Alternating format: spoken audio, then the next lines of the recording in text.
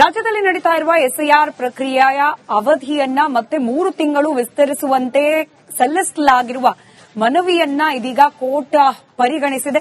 ಸಾಹಿತಿಗಳು ಸಲ್ಲಿಸಿರುವ ಅರ್ಜಿ ಇದು.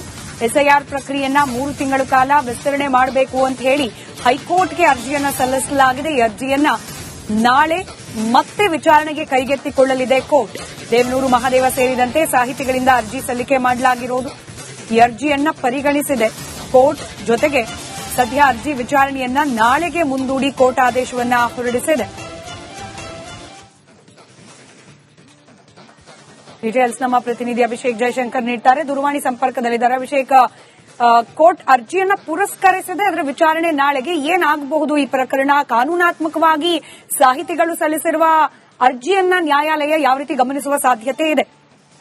ಈಗಾಗಲೇ ಏನೋ ಅದರಲ್ಲಿ ಕೊಟ್ಟಿರುವಂತಹ ಒಂದಷ್ಟು ಅಂಶಗಳೇನಿದೆ ಅದೆಲ್ಲವೂ ಕೂಡ ಪೂರಕವಾಗಿ, ಅಂದ್ರೆ ಈ ಅರ್ಜಿಗೆ ಬೇಕಾದಂತಹ ಒಂದು ಪೂರಕವಾಗಿ ಇದೆ ಅಂತಾನೆ ಹೇಳ್ಬೋದಾಗಿದೆ. ಹೀಗಾಗಿ ಅಕ್ಸೆಪ್ಟ್ ಮಾಡಿಕೊಂಡಂತಹ ಹೈಕೋರ್ಟ್ ಇದರಲ್ಲಿರುವಂತಹ ಅಂಶಗಳನ್ನು ಪರಿಗಣನೆಗೆ ತೆಗೆದುಕೊಂಡಿದೆ. ಅಂದ್ರೆ ಯಾತಕ್ಕಾಗಿ ಈ ಒಂದು ಅರ್ಜಿಯನ್ನ ಸಲ್ಲಿಕೆಯಾಗಿದೆ ಅಂದ್ರೆ 1 ರಿಂದ 3 ತಿಂಗಳು ಟೈಮ್ ಬೇಕು ಅಂತ ಹೇಳಿದ್ರೆ ಅದಕ್ಕೆ ಬೇಕಾದಂತಹ ತರಬೇತಿಗಳನ್ನು ನೀಡಲಾಗುತ್ತೆ. ಅದಲ್ಲದೆ ಈ ಹಿಂದೆ ಮುಖ್ಯಮಂತ್ರಿ ಅವರು ಕೂಡ ಒಂದು ನಿರ್ದೇಶನವನ್ನು ನೀಡಿದ್ರು. ಮತದಾರರ ಪಟ್ಟಿಯಿಂದ ಯಾವಾಗ ಮತ ಅವರ ಹೆಸರು ಹೋಗುತ್ತೋ ಆ ಸಂದರ್ಭದಲ್ಲಿ ಇರುವಂತಹ ಯಾವುದೇ ರೀತಿಯಾದಂತಹ ಸೌಲಭ್ಯಗಳು ಕೂಡ ಸಿಗೋದಿಲ್ಲ ಅಂತ ಹೇಳಿ ಮುಖ್ಯಮಂತ್ರಿ ಅವರು ಕೂಡ ಹೇಳಿಕೆಯನ್ನು ನೀಡಿದ್ರು. ಇದೆಲ್ಲವನ್ನು ಕೂಡ ಪರಿಗಣಿಸಬೇಕು ಮತ್ತು ಇದರಲ್ಲಿ ವರ್ಕ್ ಮಾಡಿರುವಂತಹ ವ್ಯಕ್ತಿಗಳೇನಿದ್ದಾರೆ ಅವ್ರಿಗೆ ಯಾವುದೇ ರೀತಿಯಾದಂತಹ ಸರಿಯಾದ ತರಬೇತಿ ಇಲ್ಲದ ಕಾರಣದಿಂದಾಗಿ ಇಲ್ಲಿ ಸಾಕಷ್ಟು ಗೊಂದಲಗಳಿದೆ. ಹೀಗಾಗಿ ಒಂದು ಸಾರ್ವಜನಿಕ ಹಿತದೃಷ್ಟಿಯಿಂದಾಗಿ ಈ ರೀತಿಯಾದಂತಹ ಕ್ರಮವನ್ನು ಅಂದ್ರೆ 1 ರಿಂದ 3 ತಿಂಗಳವರೆಗೂ ಕೂಡ ಅವರಿಗೆ ಟ್ರೈನಿಂಗ್ ಅನ್ನು ಕೊಡುವಂತಹ ಮುಖಾಂತರ ಇದನ್ನು ಸರಿಪಡಿಸುವಂತಹ ಒಂದು ಕೆಲಸಗಳನ್ನು ಮಾಡಬೇಕು ಅಂತ ಹೇಳಿ ಅರ್ಜಿಯನ್ನು ಉಲ್ಲೇಖವನ್ನ ಮಾಡಲಾಗಿರುವಂತದ್ದು. ಹೀಗಾಗಿ ಈ ಒಂದು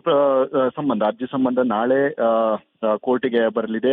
ನಾಳೆ ಮಧ್ಯಾಹ್ನದ ಬಳಿಕ ಇದರ ಒಂದು ವಿಚಾರಣೆಯನ್ನ ನಡೆಸಿದ ಬಳಿಕ ಅದನ್ನ ಅಂತಿಮ ತೀರ್ಪು ಅಂತ ಏನು ಹೇಳಲಾಗುತ್ತೆ ಅದನ್ನ ಮುಂದಿನ ದಿನಗಳಲ್ಲಿ ನೀಡುವಂತಹ ಸಾಧ್ಯತೆಗಳಿದೆ. ಅಂದ್ರೆ ಎಕ್ಸ್ಟೆಂಡ್ ಮಾಡಬೇಕಾ ಬೇಡವಾ ಅನ್ನುವಂತಹ ವಿಚಾರಗಳು ಕೂಡ ಗೊತ್ತಾಗಬೇಕಾಗುತ್ತೆ. ಈಗ ಸದ್ಯ GPA ಎಲೆಕ್ಷನ್ ಏನಿದೆ ಅಲ್ಲಿಯೂ ಕೂಡ SIR ಸಂಬಂಧಿತವಾದಂತಹ ಒಂದಷ್ಟು ವಾದಗಳು ಕೂಡ ನಡೆದಿತ್ತು. ಅಂದ್ರೆ SIR ಇದ್ದಂತಹ ಕಾರಣದಿಂದಾಗಿ ಎಲೆಕ್ಷನ್ ಅನ್ನ ಮುಂದೂಡಿಕೆ ಮಾಡಿ ಅಂತ ಹೇಳಿ ಈ ಹಿಂದೆ ಒಂದು ವಿಚಾರಣೆ ಅಂದ್ರೆ ವಾದ ಸಂದರ್ಭದಲ್ಲಿ ಒಂದು ಹೇಳಿಕೆಯನ್ನು ಕೊಟ್ಟಿರುವಂತಹ ಕಾರಣದಿಂದಾಗಿ ಅದನ್ನೇ ಇಲ್ಲಿಯೂ ಕೂಡ ಒಂದು ವಾದವನ್ನ ಮಾಡುವಂತಹ ಮುಖಾಂತರ ಅಂದ್ರೆ ನಾವು ಸುಪ್ರೀಂ ಕೋರ್ಟ್ ನಲ್ಲಿ ಕೂಡ ಇದೇ ಒಂದು ವಿಚಾರವಾಗಿ ಅವರಿಗೆ ಮನವಿಯನ್ನ ಮಾಡಿದೀವಿ ಅಂತ ಹೇಳಿ ಆ ಒಂದು ಅಂಶವನ್ನ ಹೈಕೋರ್ಟ್ ನಲ್ಲಿಯೂ ಕೂಡ ಅವರ ಮುಂದೆ ಇಟ್ಟು ಇದನ್ನು ವಾದ ಮಾಡುವಂತಹ ಒಂದು ಪ್ರಕ್ರಿಯೆಗಳು ನಾಳೆ ನಡೆಯುವಂತಹ ಸಾಧ್ಯತೆಗಳು ಕೂಡ ತೀರಾ ಹೆಚ್ಚಿದೆ. ಆದ್ರೆ ಇಲ್ಲಿ ಸುಪ್ರೀಂ ಕೋರ್ಟ್ ಕೊಟ್ಟಿರುವಂತಹ ಒಂದು ಗಡುವನ್ನ ಏನಿದೆ ಡಿಸೆಂಬರ್ 31ರ ಒಳಗಡೆ ಇದನ್ನು ಮಾಡಬೇಕು ಅಂತ ಹೇಳಿ ಅದನ್ನ ಯಾವ ರೀತಿ ಪರಿಗಣಿಸಿ ಹೈಕೋರ್ಟ್ ಮುಂದಿನ ತೀರ್ಪನ್ನು ನೀಡುತ್ತೆ ಅನ್ನುವಂಥದ್ದು ಕಾದು ನೋಡ್ಬೇಕಾಗಿದೆ. ಸ್ಮಿತಾ, ಧನ್ಯವಾದ ಅಭಿಷೇಕ್ ಮಾಹಿತಿಗಾಗಿ.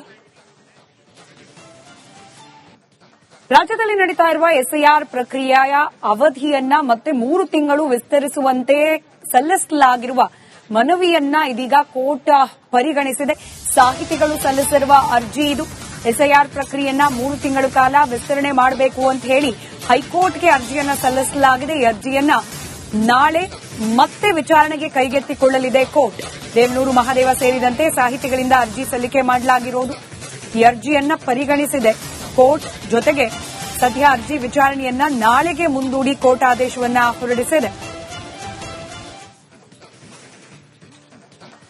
ಡೀಟೇಲ್ಸ್ ನಮ್ಮ ಪ್ರತಿನಿಧಿ ಅಭಿಷೇಕ್ ಜಯಶಂಕರ್ ನೀಡುತ್ತಾರೆ. ದೂರವಾಣಿ ಸಂಪರ್ಕದಲ್ಲಿದ್ದಾರೆ. ಅಭಿಷೇಕ್, ಕೋರ್ಟ್ ಅರ್ಜಿಯನ್ನ ಪುರಸ್ಕರಿಸಿದೆ. ಅದರ ವಿಚಾರಣೆ ನಾಳೆಗೆ. ಏನಾಗಬಹುದು ಈ ಪ್ರಕರಣ? ಕಾನೂನಾತ್ಮಕವಾಗಿ ಸಾಹಿತಿಗಳು ಸಲ್ಲಿಸಿರುವ ಅರ್ಜಿಯನ್ನ ನ್ಯಾಯಾಲಯ ಯಾವ ರೀತಿ ಗಮನಿಸುವ ಸಾಧ್ಯತೆ ಇದೆ? ಈಗಾಗಲೇ ಏನೋ ಅದರಲ್ಲಿ ಕೊಟ್ಟಿರುವಂತಹ ಒಂದಷ್ಟು ಅಂಶಗಳೇನಿದೆ ಅದೆಲ್ಲವೂ ಕೂಡ ಪೂರಕವಾಗಿ, ಅಂದ್ರೆ ಈ ಅರ್ಜಿಗೆ ಬೇಕಾದಂತಹ ಒಂದು ಪೂರಕವಾಗಿ ಇದೆ ಅಂತಾನೆ ಹೇಳ್ಬೋದಾಗಿದೆ. ಹೀಗಾಗಿ ಅಕ್ಸೆಪ್ಟ್ ಮಾಡಿಕೊಂಡಂತಹ ಹೈಕೋರ್ಟ್ ಇದರಲ್ಲಿರುವಂತಹ ಅಂಶಗಳನ್ನು ಪರಿಗಣನೆಗೆ ತೆಗೆದುಕೊಂಡಿದೆ. ಅಂದ್ರೆ ಯಾತಕ್ಕಾಗಿ ಈ ಒಂದು ಅರ್ಜಿಯನ್ನ ಸಲ್ಲಿಕೆಯಾಗಿದೆ ಅಂದ್ರೆ 1 ರಿಂದ 3 ತಿಂಗಳು ಟೈಮ್ ಬೇಕು ಅಂತ ಹೇಳಿದ್ರೆ ಅದಕ್ಕೆ ಬೇಕಾದಂತಹ ತರಬೇತಿಗಳನ್ನು ನೀಡಲಾಗುತ್ತೆ. ಅದಲ್ಲದೆ ಈ ಹಿಂದೆ ಮುಖ್ಯಮಂತ್ರಿ ಅವರು ಕೂಡ ಒಂದು ನಿರ್ದೇಶನವನ್ನು ನೀಡಿದ್ರು. ಮತದಾರರ ಪಟ್ಟಿಯಿಂದ ಯಾವಾಗ ಮತ ಅವರ ಹೆಸರು ಹೋಗುತ್ತೋ ಆ ಸಂದರ್ಭದಲ್ಲಿ ಇರುವಂತಹ ಯಾವುದೇ ರೀತಿಯಾದಂತಹ ಸೌಲಭ್ಯಗಳು ಕೂಡ ಸಿಗೋದಿಲ್ಲ ಅಂತ ಹೇಳಿ ಮುಖ್ಯಮಂತ್ರಿ ಅವರು ಕೂಡ ಹೇಳಿಕೆಯನ್ನು ನೀಡಿದ್ರು. ಇದೆಲ್ಲವನ್ನು ಕೂಡ ಪರಿಗಣಿಸಬೇಕು ಮತ್ತು ಇದರಲ್ಲಿ ವರ್ಕ್ ಮಾಡಿರುವಂತಹ ವ್ಯಕ್ತಿಗಳೇನಿದ್ದಾರೆ ಅವ್ರಿಗೆ ಯಾವುದೇ ರೀತಿಯಾದಂತಹ ಸರಿಯಾದ ತರಬೇತಿ ಇಲ್ಲದ ಕಾರಣದಿಂದಾಗಿ ಇಲ್ಲಿ ಸಾಕಷ್ಟು ಗೊಂದಲಗಳಿದೆ. ಹೀಗಾಗಿ ಒಂದು ಸಾರ್ವಜನಿಕ ಹಿತದೃಷ್ಟಿಯಿಂದಾಗಿ ಈ ರೀತಿಯಾದಂತಹ ಕ್ರಮವನ್ನು ಅಂದ್ರೆ 1 ರಿಂದ 3 ತಿಂಗಳವರೆಗೂ ಕೂಡ ಅವರಿಗೆ ಟ್ರೈನಿಂಗ್ ಅನ್ನು ಕೊಡುವಂತಹ ಮುಖಾಂತರ ಇದನ್ನು ಸರಿಪಡಿಸುವಂತಹ ಒಂದು ಕೆಲಸಗಳನ್ನು ಮಾಡಬೇಕು ಅಂತ ಹೇಳಿ ಅರ್ಜಿಯನ್ನು ಉಲ್ಲೇಖವನ್ನ ಮಾಡಲಾಗಿರುವಂತದ್ದು. ಹೀಗಾಗಿ ಈ ಒಂದು ಅರ್ಜಿ ಸಂಬಂಧ ನಾಳೆ ಕೋರ್ಟಿಗೆ ಬರಲಿದೆ. ನಾಳೆ ಮಧ್ಯಾಹ್ನದ ಬಳಿಕ ಇದರ ಒಂದು ವಿಚಾರಣೆಯನ್ನ ನಡೆಸಿದ ಬಳಿಕ ಅದನ್ನ ಅಂತಿಮ ತೀರ್ಪು ಅಂತ ಏನು ಹೇಳಲಾಗುತ್ತೆ ಅದನ್ನ ಮುಂದಿನ ದಿನಗಳಲ್ಲಿ ನೀಡುವಂತಹ ಸಾಧ್ಯತೆಗಳಿದೆ. ಅಂದ್ರೆ ಎಕ್ಸ್ಟೆಂಡ್ ಮಾಡಬೇಕಾ ಬೇಡವಾ ಅನ್ನುವಂತಹ ವಿಚಾರಗಳು ಕೂಡ ಗೊತ್ತಾಗಬೇಕಾಗುತ್ತೆ. ಈಗ ಸದ್ಯ GPA ಎಲೆಕ್ಷನ್ ಏನಿದೆ ಅಲ್ಲಿಯೂ ಕೂಡ SIR ಸಂಬಂಧಿತವಾದಂತಹ ಒಂದಷ್ಟು ವಾದಗಳು ಕೂಡ ನಡೆದಿತ್ತು. ಅಂದ್ರೆ SIR ಇದ್ದಂತಹ ಕಾರಣದಿಂದಾಗಿ ಎಲೆಕ್ಷನ್ ಅನ್ನ ಮುಂದೂಡಿಕೆ ಮಾಡಿ ಅಂತ ಹೇಳಿ ಈ ಹಿಂದೆ ಒಂದು ವಿಚಾರಣೆ ಅಂದ್ರೆ ವಾದ ಸಂದರ್ಭದಲ್ಲಿ ಒಂದು ಹೇಳಿಕೆಯನ್ನು ಕೊಟ್ಟಿರುವಂತಹ ಕಾರಣದಿಂದಾಗಿ ಅದನ್ನೇ ಇಲ್ಲಿಯೂ ಕೂಡ ಒಂದು ವಾದವನ್ನ ಮಾಡುವಂತಹ ಮುಖಾಂತರ ಅಂದ್ರೆ ನಾವು ಸುಪ್ರೀಂ ಕೋರ್ಟ್ ನಲ್ಲಿ ಕೂಡ ಇದೇ ಒಂದು ವಿಚಾರವಾಗಿ ಅವರಿಗೆ ಮನವಿಯನ್ನ ಮಾಡಿದೀವಿ ಅಂತ ಹೇಳಿ ಆ ಒಂದು ಅಂಶವನ್ನ ಹೈಕೋರ್ಟ್ ನಲ್ಲಿಯೂ ಕೂಡ ಅವರ ಮುಂದೆ ಇಟ್ಟು ಇದನ್ನು ವಾದ ಮಾಡುವಂತಹ ಒಂದು ಪ್ರಕ್ರಿಯೆಗಳು ನಾಳೆ ನಡೆಯುವಂತಹ ಸಾಧ್ಯತೆಗಳು ಕೂಡ ತೀರಾ ಹೆಚ್ಚಿದೆ. ಆದ್ರೆ ಇಲ್ಲಿ ಸುಪ್ರೀಂ ಕೋರ್ಟ್ ಕೊಟ್ಟಿರುವಂತಹ ಒಂದು ಗಡುವನ್ನ ಏನಿದೆ ಡಿಸೆಂಬರ್ 31 ಒಳಗಡೆ ಇದನ್ನು ಮಾಡಬೇಕು ಅಂತ ಹೇಳಿ ಅದನ್ನ ಯಾವ ರೀತಿ ಪರಿಗಣಿಸಿ ಹೈಕೋರ್ಟ್ ಮುಂದಿನ ತೀರ್ಪನ್ನು ನೀಡುತ್ತೆ ಅನ್ನುವಂಥದ್ದು ಕಾದು ನೋಡ್ಬೇಕಾಗಿದೆ. ಸ್ಮಿತಾ. ಧನ್ಯವಾದ ಅಭಿಷೇಕ್ ಮಾಹಿತಿಗಾಗಿ.